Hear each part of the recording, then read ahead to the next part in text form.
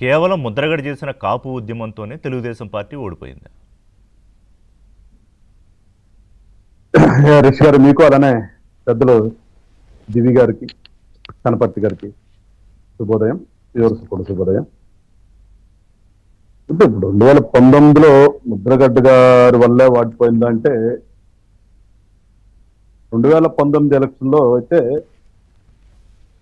కాపు కులం అయితే ఎగనెస్ట్ గానే చేశారు. అది అప్పుడు మేము సపరేట్ గా ఉంటున్నప్పుడు మాకు పూర్తిగా ఓట్లేదు. మాకు సగం వేస్తే సగం తీసుకెళ్లి వైసీపీకి వేస్తారు. అవును, చాలా సార్లు తెలుగుదేశంకి అసలు వేయలేదు. అది వాస్తవం. అది సో అది అంటే ముద్రగడ్డ గారు ఆ కాపు ఉద్యమానికి లీడ్ చేస్తున్నాడు, ఆయన లీడర్ కాబట్టి జనరల్ గా ఆయన పేరే వస్తుంది ఆటోమేటిక్. ఆయనే దానికి రెస్పాన్సిబుల్ గా మాట్లాడతాం కాబట్టి దాని గురించి మాట్లాడుకుంటుంటాం. ఏదైనా అప్పటికైతే 2019లో అయితే అప్పుడున్నటువంటి ప్రభుత్వానికి వ్యతిరేకము అనేది వాస్తవం. అది వ్యతిరేకంగానే ఉన్నారు 2019లో. ఆ వ్యతిరేకత ఎంత వ్యతిరేకత అంటే ఈవెన్ జనసేన పార్టీ నుంచి ఉన్నప్పుడు కూడా మాకు కూడా అయినంత వ్యతిరేకత అయితే ఆ రోజున వచ్చింది. పర్యవసానమే జగన్మోహన్ రెడ్డి గారు 151 సీట్లకి గెలవగలిగారు. సో ఇవాళ జరుగుతున్నటువంటి ఈ ఏదైతే ఎపిసోడ్ ఉందో ఈ ఎపిసోడ్ లో అది వాళ్ళ తెలుగుదేశము లీడర్ అయినా తెలుగుదేశం పార్టీకి సంబంధించిన విషయమే. దాని గురించి నేనైతే పెద్దగా మాట్లాడదలుచుకోవాలా. వాళ్ళని పిలుస్తారా వీళ్ళని పిలుస్తారా అనేది కొన్ని మీరు ఇందాక చెప్పారు, మీరు కొన్ని ఆయన అడుగుతున్నాడు అని. సరే, అది వాళ్ళ ఇష్టం. అది వాళ్ళు ఏం చేసుకుంటారు, వాళ్ళు ఎంక్వైరీ చేసిన తర్వాత ఆయన ఉంచుతారా, పార్టీ సస్పెండ్ చేసుకుంటారా, లేదంటే ఇంకోటి వాళ్ళకి పూర్తిగా తెలుగుదేశం వాళ్ళకి సంబంధించిన విషయం కాబట్టి దాని జోలికి నేను పోదాం. Correct, agreed.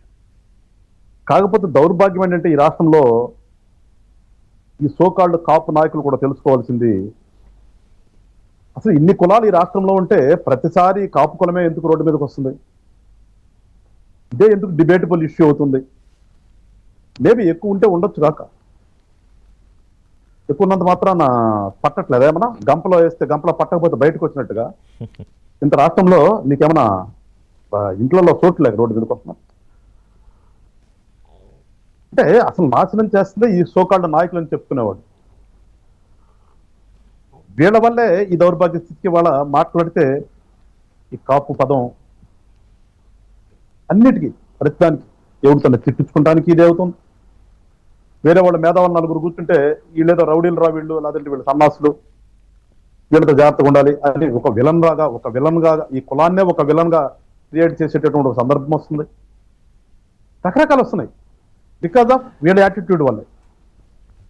నేను అందుకని డైరెక్ట్ గా నేను చెప్పదలుచుకున్నా, ఈ డిబేట్ ద్వారా ఈ కులానికే చెప్పదలుచుకున్నా. ఎందుకు మీకు మాట్లాడితే మాకు రాజ్యాధికారం వాళ్ళదంటారు, లేదంటే ఇంకో రిజర్వేషన్ వాళ్ళదంటారు, ఇయ్యని ఎంతసేపు దేహి అంటూ ఆ బెగ్గింగ్ బౌల్ పెట్టుకుని కూర్చున్న పరిస్థితి ఎందుకు? అసలు మీరందరూ సక్రమంగా ఉంటే రావాల్సిన షేర్ వస్తుందేమో కదా, రాకుండా ఉండదు కదా. మీరేమైనా ఉండరు, తలో దారి, ప్రతి కూడా లీడరే, అంతర్జాతీయ లీడర్, మామూలుగా స్టేట్ లీడర్ కూడా కదండి, నేషనల్ లీడర్ కూడా కాదు, ఇంకా మించి ప్రపంచ స్థాయి లీడర్లు వీళ్ళందరూ బైక్ పెట్టుకుంటే ఏం మాట్లాడతారో అర్థం కాదు. ఈ పరిస్థితి తీసుకొస్తాం కారణం ఏంటి? మీరే కదా. ఎప్పుడన్నా ఈ పలానా కులం వాళ్ళు మీటింగ్ పెట్టుకున్నారు, దాంట్లో ఏదైనా అయిందని ఎక్కడ విన్నామా మనం? మాట్లాడితే కాపు కులం మీటింగ్ పెట్టుకున్నారంటే ఈ రకంగా మాట్లాడుకున్నారంట. ఎందుకు బయటకు వస్తున్నాయి? ఏం ఆశిస్తున్నారు అసలు మీరు? ఎందుకు మీరే చెప్పాలి అంటే ఏంటి ఆ సమస్య? ఎందుకు అదే నేను అంటున్నా. అదే సామాన్య ప్రజలు ఎవరు మిమ్మల్ని ఎవరు అడగలేదే మీటింగ్లు పెట్టమని? మామూలుగా ఉన్న వాళ్ళు ఎక్కువ ఉంటే ఉండొచ్చు, ఎవరి పనులు చేసుకుంటున్నారు, ఎలక్షన్ నాడు వాళ్ళకి నచ్చినట్టు ఓటేస్తున్నారు. ఒక సెక్షన్ ఆఫ్ బ్యాచ్, ఒక సెట్ ఆఫ్ పీపుల్ని పెట్టుకుని ఎవరి కాళ్ళే నాయకులుగా ప్రకటించుకుని, ఇంకో దౌర్భాగ్యం ఏంటంటే ఒక సంఘం కాదండి ఉంది, వందలు అసోసియేషన్లుగా మారినాయి. కులం ఒకటే బట్ దీంట్లో కొన్ని వందలు సంఘాలు ఉన్నాయి. ఎట్లా మీరు అనుకున్న స్థాయి వస్తుంది కదా? అలజడి కూడా అలజడి, కాపుల్లో అలజడి మొదలైందన్నారు. ఏంటి అది అలజడి? ఒకటి వాస్తవం ఋషి గారు, అలజడ దానికి పదం ఏమేదైనా వాడినప్పుడు కూడా అలజడ వాటెవర్, వాస్తవానికి ఏంటంటే అసంతృప్తి అనేది ఎప్పుడూ ఉంటది, ఏ ప్రభుత్వంలో ఉంటది. ఎందుకంటే ఏ ప్రభుత్వము ఇంత ఓటు శాతం ఉంది, వీళ్ళు నిజంగా చేశారు అని గ్రాటిట్యూడ్ ఏ ప్రభుత్వంలోనూ చూపించలేదు. నేనైతే నిర్భయంగా చెప్తాను, ఎప్పుడు ఏ ప్రభుత్వం కూడా, ఏ నాయకుడు కూడా, నేను ఊహొచ్చిన దగ్గర నుంచి చూస్తున్నా, ఏ గవర్నమెంట్ లో కూడా, ఎందుకంటే రంగా గారు చనిపోతే ఆ రోజు తెలుగుదేశం వాడిపోయి కేవలం కాంగ్రెస్ మళ్ళా బతికి మళ్ళా కాంగ్రెస్ వచ్చిందంటే ఇదే కదా, రంగా గారి ఉద్యమే కదా. రంగా గారిని చంపినటువంటి తర్వాత జరిగినటువంటి ఒక డ్రాస్టిక్ చేంజ్ ఈ కాపులందరూ కూడా కాంగ్రెస్ కేబెట్టి ఏం చేశారు ఆ రోజున? ఏమైనా ఇచ్చారు? ఏమైనా ఒక్కడికైనా సరైన ఉందా? తర్వాత రాజశేఖర రెడ్డి గారు వాడుకున్నాడు, ఏమి ఎంతవరకు ఏదో 4 పదవులు ఇచ్చాడు, కూర్చోబెట్టారు. తర్వాత తెలుగుదేశం చేసినప్పుడైనా సరే తెలుగుదేశం, నేనంటుంది ఏ ప్రభుత్వము కూడా వీళ్ళకి తగినటువంటి న్యాయం ఎప్పుడు చేయలే. సరే అది వీళ్ళు అడిగేది రీజనబుల్లా కాదా తీసే రిజర్వేషన్ ఎప్పుడో తీసుకుందాం. ఇప్పుడు ఒకసారి రిజర్వేషన్ అడిగినప్పుడు మీకు పాజిబిలిటీ ఉంటే చేస్తానని చెప్పాలి, లేకపోతే వచ్చేసేయండి. వేరే కులపాలను తీసుకొచ్చి పోటీ పెడతారు వీళ్ళకి. ఎందుకంటే నేను చూశాను ఈ మధ్యన చంద్రబాబు నాయుడు గారు గవర్నమెంట్ వచ్చిన తర్వాత 2014 అయింది అనుకుంటారు, ఏదో ఒక కమిషన్ వేశారు. ఆ కమిషన్ లో అడుగుతున్నది వీళ్ళు అడుగుతున్నారు మమ్మల్ని చేర్చమని. ఆయన ఎవరిని అడగాలి వచ్చి, వీళ్ళని ఏంటో మీ పరిస్థితి ఏంటి ఏందని ఎంక్వైరీ వీళ్ళ దగ్గర చాలా ఒక హాల్ తీసుకున్నారు. ఒక హాల్ తీసుకున్నారు, హాల్లో బీసీ సంఘాలను కూర్చోబెట్టారు, ఇవన్నీ కూర్చోబెట్టారు. ఇవ్వద్దన్న వాడిని తీసుకొచ్చి ఎదురు కూర్చోబెడితే గొడవ కాదు అంటే? ఈ రకమైనటువంటి చేష్టలు ప్రభుత్వాలు కూడా చేస్తున్నాయి.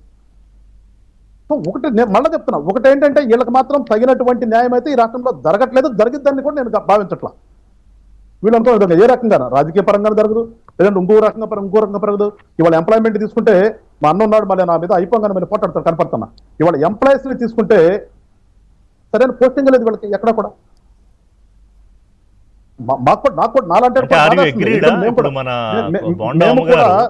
నిధులు, పదవులు, ఉద్యోగాలు అన్నారు కదా. వస్తున్నా రిషి గారు వస్తున్నా, అక్కడికే వస్తున్నాను. భాగస్వామిగా ఉన్నాం. ఇప్పుడు మా దగ్గరికి వచ్చి మమ్మల్ని అడిగేవాళ్ళు ఉంటారు కదా, మాకు ఇబ్బంది పరిస్థితులు కనిపిస్తున్నాయి.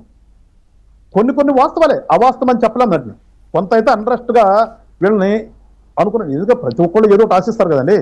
ఆశించింది అన్ని జరుగుతాయి అంటే అన్ని కాదు, కొన్ని కూడా జరగట్లా, అది వాస్తవం అది. సో అలాంటప్పుడు అలాంటివి తీసుకునే ఆయన మాట్లాడుతుంటే నేను అనుకున్నా, ఇక్కడ ఖచ్చితంగా సరి చేసుకోవాల్సిన పని అది. మేము కూటమి ప్రభుత్వం ఇవాళ మేము ఖచ్చితంగా 2 సంవత్సరాలు అయిపోయింది. 2 సంవత్సరాలు అయిన తర్వాత మేము సరి చేసుకోవాల్సినటువంటి అంశాలు కొన్ని ఉన్నాయి, వాటిని సరి చేసుకోవాల్సింది. కాకపోతే ఆయన ఆ సభలో ఎందుకు మాట్లాడాల్సి వచ్చింది, ఆ సభలో మాట్లాడాల్సిన అవసరం లేదు. కింద కనపర్తి గారు చెప్పినట్టుగా ఆయన పొలిటి బ్యూరో మెంబరు, చంద్రబాబు నాయుడు మీద డైరెక్ట్గా వెళ్ళగలుగుతాడు, వెళ్ళి ఆయన చెప్పొచ్చు, సార్ ఇది పరిస్థితి ఇట్లా ఉంది, బాగాలేదు అని చెప్పొచ్చు. కానీ ఆ సభలో ఆ ఓపెన్ గా చెప్పినప్పుడు ఖచ్చితంగా వాళ్ళ పార్టీ కంటే వాళ్ళ పార్టీకి ఉన్నటువంటి ప్రాబ్లం ఉంటుంది, వాళ్ళు తీసుకుంటారు. కానీ ఏదేమైనప్పటికీ కూడా కొన్ని మళ్ళా నేను చెప్తున్నా, మా వాళ్ళకి అసలు ఇది ఎప్పటికి పోతుంది ఈ రాష్ట్రంలో? ఇది పోయి కదా.